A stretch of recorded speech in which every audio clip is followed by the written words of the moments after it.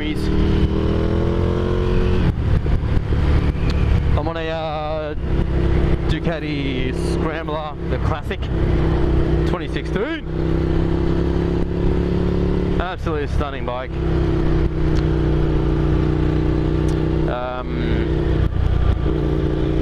Handling's incredible. Suspension's really good. The brakes are superb. The throttling, it's a lot better than the original I rode in 2015, the first release. It's a lot better than that. I mean, it's, you know, it's not going to be an inline 4, but it's pretty bloody spot on right now. It's pretty good. This is pretty much stock, but it's got a aftermarket slip-on exhaust.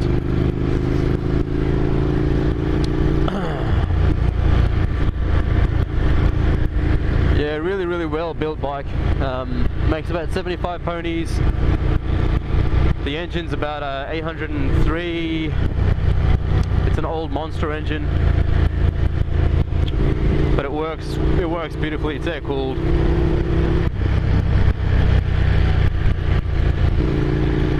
No fancy gizmos, no riding modes or anything like that. No traction. But to be honest, oh look, I don't think you really need it on this kind of a bike. It'd be good to have, but I don't think you really need it. I mean, it'll be a luxury for this bike.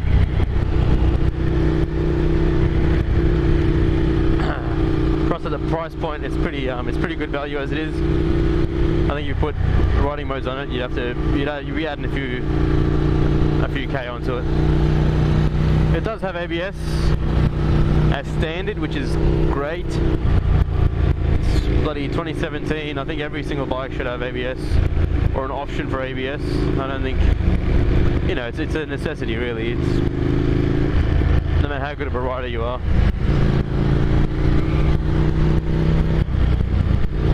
I didn't believe in it before. I thought, you know, you should learn how to ride, but look, these days, man, you need ABS.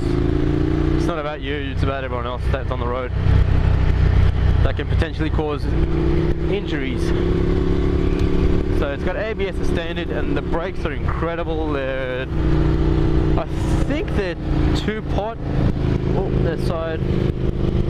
4-pot or 2-pot? I can't remember. Brembo brakes. But they are, man. Doesn't matter how many pot they are, they bloody work brilliant.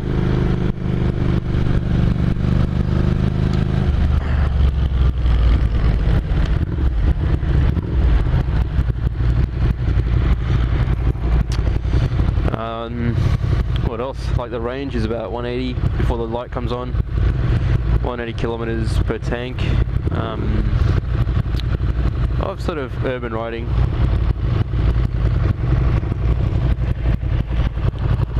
There's the aftermarket exhaust. This one's a classic version, so it's got stainless steel spokes. The beautiful, I don't know, orangey sort of tank.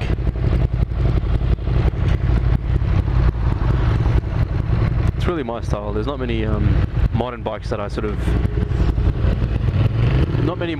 really like now in terms of the look of. They all look like Transformers or insects. But this one I definitely can appreciate the look of. It's just very elegant and retro and really nice flow to the bike. So the tank and the seat, and you know, it's a good looking bike for sure. Handles incredibly well. Not a sports bike, but man, it handles great. No dramas. Right amount of power. I don't feel like I need a ton more power than this, given the weight of the bike and I mean, look at that rake. You know, given the weight and the design of the bike, I don't think it needs much more oomph. It's enough to feel, you know, it's enough to feel excited, and it's enough to keep a smile on your face. It's not lethargic, for sure. I think it's a 6-speed, I believe. The dash is pretty simple. I mean, there's not much in there. There's no fuel gauge. There is an ABS light and there's a bunch of warning lights, like a low fuel light and stuff like that, but there's no gear indicator or anything like that. But I mean, it's pretty back to basics, sort of a dash, modern back to basics, I guess. Yeah, it's a stunning package, man. A pleasure to ride, definitely one that'll stay in the garage for a long, long time.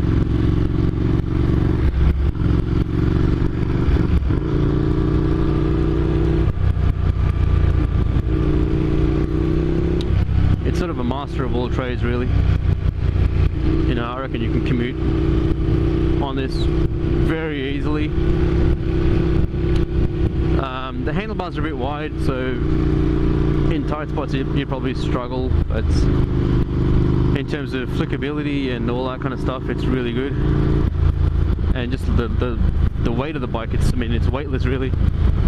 You don't really feel the weight. It's a very refined bike. You can tour on it.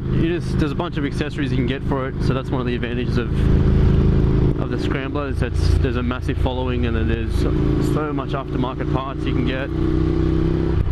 Like, I had a lot of options with the exhaust, which I didn't really have on the W800, to be honest. With the W800 I had an option of, the cheapest thing I could get was over $1,000 for the exhaust, but here I can get slip-ons and really anything, which is very handy.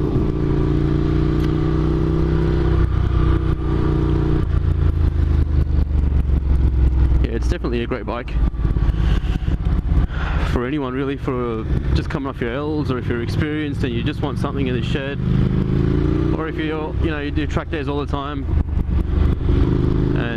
for weekend commutes.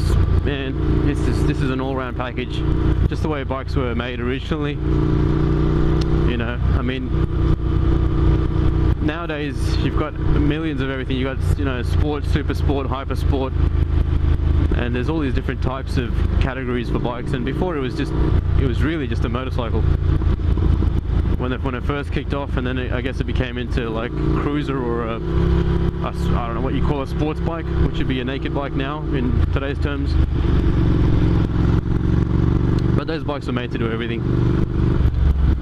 You know, the roads weren't great. They were made to take a beating. They were made to start in the cold, because they were sold to places in Europe. This is one of those things. It's just an all-round package, a beautiful, well-built machine. And if you're considering one of these, forget about all the hype and all that crap that they're doing. You know, born free or whatever. If that's not your cup of tea, it doesn't really matter. This is a beautiful bike, and you should definitely look into it. And oh look, just put your deposit down. You won't regret it. It's a beautiful machine. Oh wait, adios.